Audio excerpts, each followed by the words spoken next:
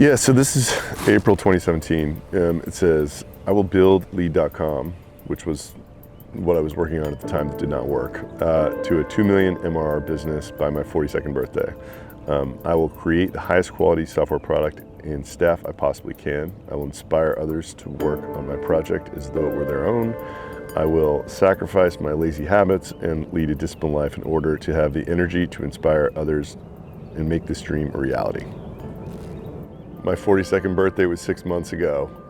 We're at 1.58 million MRR. And strangely, we're in this weird cash pinch right now, and that's the magic number. Still. 6 years later. I think we'll definitely be there by my 43rd birthday, so I'll take it.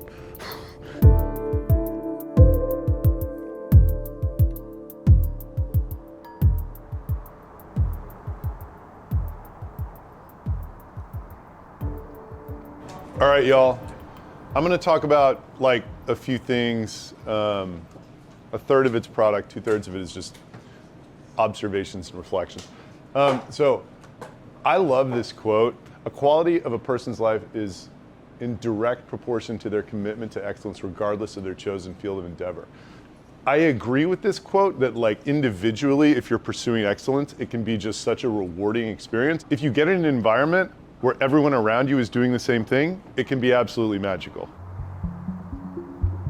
The way that we're communicating is in this exponential way. The way that we're explaining products we're investing in and the potential, this sort of shape of the S curve that we expect. I think we talk this way, and it's very important.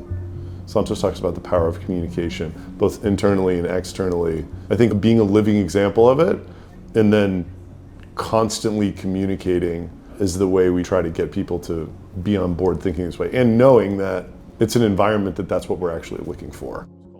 I want to make sure that by the fourth quarter of this year, all of this stuff is set up to where there is like an absolute euphoria, wildfire spread of this. And I'm not that concerned with right now. Are we going to get to 50 million by the end of the year? I would be surprised. To reiterate, I think we're sort of right here. This is the Gartner hype cycle. I think we're in a trough of disillusionment right now, which is Q2. A lot of the other SaaS vendors in our space are feeling it. I only see signs that we're on the way to the slope of enlightenment due to seasonality. I said 10 things in the offsite, but I think it's really important to keep in mind that this is like a really normal thing that happens when you create this massive arrival and amplify everything in the beginning. Like, this is just the natural course of human events. Pipeline! Mike, you can lead the chat. Mike, give us a 1, 2, 3 pipeline. 1, 2, 3, pipeline!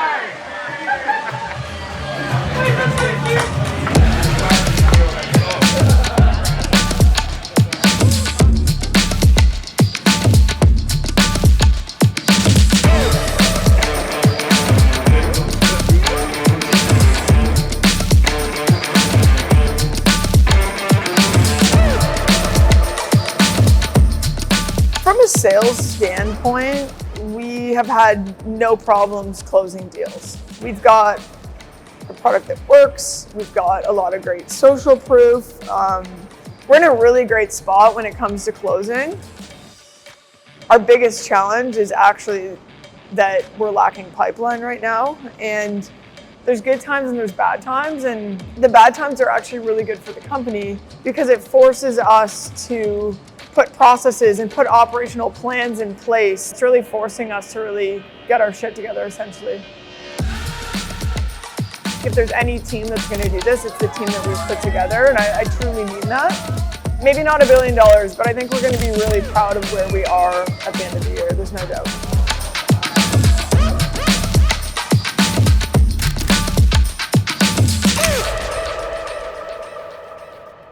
With me today, could not be more excited to have Santosh Sharan on the show. He has been so transformational to us. In your opinion, what made the successful teams successful and the unsuccessful teams remain stuck in the mud? People want outcome to their effort in a straight line. especially in business, right? They make investment, they don't see outcome in like 3 weeks. They think that initiative sucks and they move on to the next thing. It's surprising how many times people have just so fixated on their way of finding solution, they block the solution that's right under their nose. January 12th, 10 a.m. All caps, Marapost, WTF. Yesterday I listened to the Marapost podcast and fucking shit myself. This guy is unreal. 380 customers, 36 million ARR, took a $40 million investment to sell 25% of his equity. Enterprise sales metrics are insane. How and why are we not doing this? I feel stupid and like I can't catch up product-wise and feel like our product isn't good enough. Fuck it, it can be. Enterprise pricing is crazy. His UI is terrible. Can we bootstrap a process like his? And I ended it with, I want to cry. And double underlined. This is like so funny. Yeah, even when it's going, it's probably going to take longer than you think. Which, lo and behold, we're probably not going to hit 50 million ARR by the end of this year, despite me thinking so, 40 days ago. Being totally convinced, right? To